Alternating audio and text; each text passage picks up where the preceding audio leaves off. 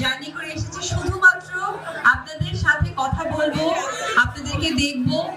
এতদিন কাজ করেছি, আগামীতে কাজ করব, কারণ আমি শিল্পী, আমার পরিচয় আমি শিল্পী। সেই শিল্পীর পরিচয় দর্শকদের কাছাকাছি আসা, দর্শকদের ভালোবাসা পাওয়া।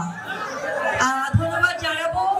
আমি শুনলাম আপনারা ঠিক 12টা থেকে এখনো পর্যন্ত বসে আছেন, বাইরে প্রচন্ড গরম, তার মাঝেও বসে আছেন।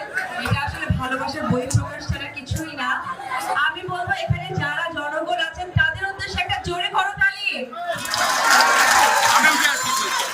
এবং এখানে যারা আমাদের প্রশাসন ভাইরা আছেন তাদের কাছে আমি কৃতজ্ঞতা জানাই।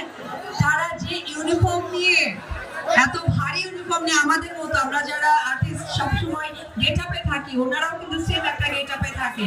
তো তারা অনেকক্ষণ থেকে ওয়েট করছে, তাদের জন্য আমি চাই আপনারা সকলেই ঘোষাবাসের পক্ষ থেকে একটা জোরে করতালি।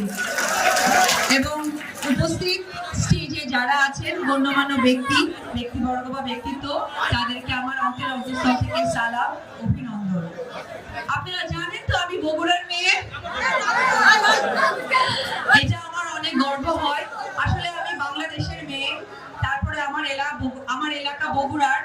আমি রাজবাড়ি এসেছি কিন্তু কখনো খোকসা আসিনি।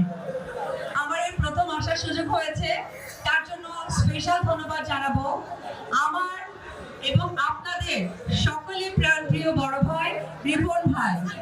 এবং রিপন ভাইয়ের জন্য একটা করতালি চাই। রিপন ভাই আপনাদেরকে সেবা করতে চাই, আমি চাইবো সেই সেবার সুযোগ আপনারাই করিয়ে দিবেন।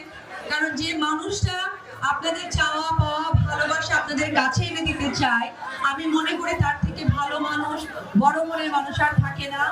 আমি এই খোকসাবাসীর পক্ষ থেকে রিপন ভাইয়ের অনেক দীর্ঘায়ু কামনা করি। রিপন ভাই ভালো থাকুক, সুস্থ থাকুক, এবং আপনারা যে আশা, যে ভালোবাসা দিয়ে তাকে যে সাপোর্ট দিয়ে যাচ্ছে, এই সাপোর্টের লক্ষ্য যেন অবশ্যই পূরণ করতে পারে। সবাই ভালো থাকবেন, আর পাশাপাশি বাংলা চলচ্চিত্রের সাথে থাকবেন। আসসালামু আলাইকুম। বাংলাদেশের একমাত্র স্মার্ট সিটি বসুন্ধরা এখন আরো নিরাপদ, আধুনিকতায় আরো এক ধাপ এগিয়ে। মানে আমরা যেহেতু চলচ্চিত্রের মানুষ, যেটা হয় যে ওই যে মুচির কাজ কি ঘুরে ফিরে কি হয়, সারাক্ষণ জুতার দিকে তাকায় দেখে যে ভাইয়ের জুতার কি অবস্থা দেখি। সো আমি যেখানে যাবো ঘুরে ফিরে সিনেমার কথাই বলবো।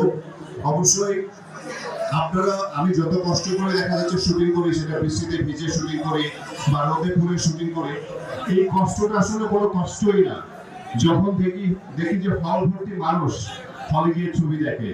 সো আপনারা হলে গিয়ে ছবি দেখবেন এবং বাংলা চলচ্চিত্রের সঙ্গে থাকবেন, এবং আজকের এই প্রোগ্রামে রিপনের সঙ্গে আপনারা যারা আছেন তারা রিপনের পাশে থাকবেন, রিপন আপনাদের সঙ্গে থাকবে। আমাদের শ্রদ্ধাভাজন নেতা সৈয়দ মেহেদী আহমেদ রুমি, আমাদের কুষ্টিয়া জেলা বিএনপির অন্যতম নেতা, তাকে অসম্মান করার যোগ্যতা আমার নেই। আমি সারা জীবন যতদিন বাঁচবো তার ঋণ প্রতিদিন আমি শোধ দিতে পারবো না।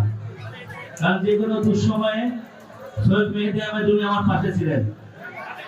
আমাদের খুলনা বিভাগের সবচাইতে প্রবীণ নেতা, এবং ইনশাআল্লাহ আগামীতে উনি এমপি মনোনয়ন পাবে। প্রাণপ্রিয় খোকসাবাসী, আমরা আগামীর কথা চিন্তা করে হয়তো বা রাজনৈতিক প্রসার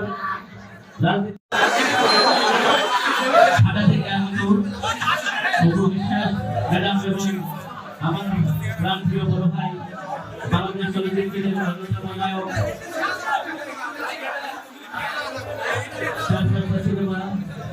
আমি ঠিক করেছি আমার শ্রদ্ধেয় বড় ভাই নীরব হোসেনের বাড়ি কিন্তু রাজবাড়ী জেলাতে বসন্তপুরে। দুই একটি কথা বলতে চাই, যেহেতু এখানে সাংস্কৃতিক অনুষ্ঠান। 5ই আগস্টের আগে খোকসাতে যদি কেউ যতটুকু বিএনপিকে চাঙ্গা রাখা দরকার ছিল, খুব বেশি আমিই করেছি। আমি যথেষ্ট চেষ্টা করেছি খোকসার ওই সময়ে আমার সামর্থ্য অনুযায়ী যতটুকু চাঙ্গা রাখা যায় আমি করার চেষ্টা করেছি।